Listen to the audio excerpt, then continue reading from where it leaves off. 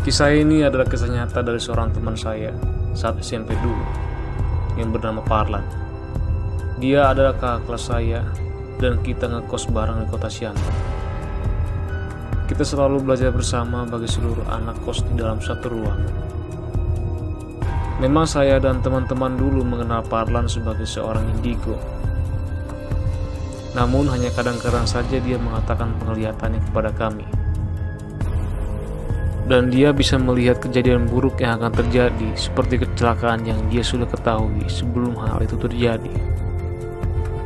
Saat belajar bersama, saya iseng bertanya tentang awal mula dia bisa melihat roh halus dan memiliki kemampuan indigo tersebut. Awalnya dia tidak mau menceritakannya, namun karena saya membujuknya, akhirnya dia mau menceritakannya. Awal mulanya adalah ketika dia masih berada di kampung saat dia masih kelas 6 SD.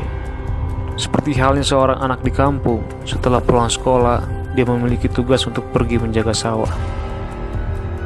Setelah menjaga sawah sampai sore, akhirnya Parlan pun pulang berjalan kaki.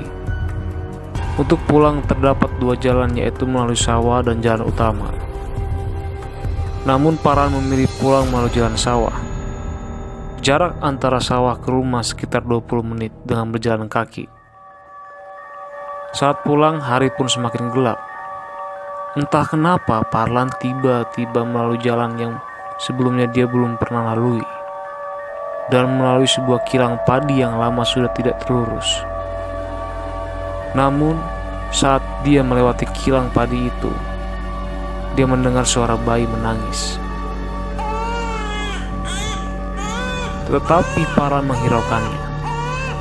Mungkin salah dengar, pikir dia. Setelah itu suara bayi itu muncul lagi sehingga membuat Parlan semakin yakin kalau ada bayi di dekat kilang padi tersebut. Kemudian Parlan pergi memeriksanya karena dia takut ada bayi yang dibuang seseorang. Namun setelah pergi memeriksa di antara jerami-jerami yang kering yang di dekat kilang padi tersebut, dia tidak menemukan bayi itu. Setelah itu Parlan berpikir mungkin dia mengigo, lalu dia pergi. Keesokan harinya, Parlan melakukan kegiatan yang sama dan pulang melalui tempat yang sama. Kemudian Parlan melewati kilang padi itu lagi. Dan sontak saja dia mendengar suara bayi menangis lagi. Namun dia menghiraukannya. Karena takutnya dia mengigo lagi. Namun setelah ketiga kalinya mendengar suara itu, Parlan mengeceknya. Dia mencari sampai ke seluruh sudut tempat dan jerami-jerami di dekat kilang padi tersebut, tapi dia tidak menemukan bayi tersebut.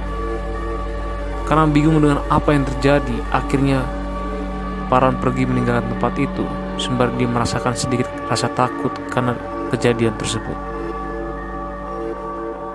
Keesokan harinya pada hari ketiga, setelah dia pulang sekolah, dia masih berpikir tentang kejadian semalam. Akhirnya dia pergi menceritakan hal tersebut kepada ayahnya. 1 jam kemudian sang ayah datang kepada dia dengan membawa seorang pria tua. Sebenarnya Parlan pernah bertemu dengan pria tua ini sebelumnya saat acara pesta adat. Pria tua ini dapat menghentikan hujan untuk kepentingan pesta di kampung tersebut. Setelah si pria tua ini membuat mangkuk yang berisi air dan jeruk purut, kemudian dia membaca mantra dan sedikit ritual, lalu memandikan air tersebut ke kepala Parlan. Si pria tua itu berkata, setelah ini pulanglah melalui jalan yang sama seperti biasanya. Setelah itu Parlan seperti biasanya pulang melalui jalan yang sama setelah dia bekerja. Tibalah dia mendekati kilang padi tersebut. Namun anehnya, Parlan tidak mendengar suara bayi menangis lagi. Tentunya dia berjalan saja melewati kilang padi tersebut. Namun setelah 20 meter, dia kembali melewati kilang yang sama. Sontak dia terkejut dan terheran. Tak lama setelah itu, dia mendengar seorang suara perempuan tertawa dan mulai membuatnya merinding dan ketakutan. Suara tertawa itu semakin lama semakin kuat. Dan tiba-tiba muncullah sosok kuntilanak berambut panjang melewati kaki. Dari atas kilang padi itu berayun-ayun di depan pintu. Sontak hal itu membuat Parlan ketakutan setengah mati dan berlari melewati ladang mengarah ke jalan utama. Untung saja tak lama ada motor dengan 2 orang melewati tempat jalan utama tersebut. Dengan nafas yang terengah-engah, dia memohon untuk ikut menumpang ke kampung. Sesampai di rumah, dia menceritakan hal tersebut kepada ayahnya.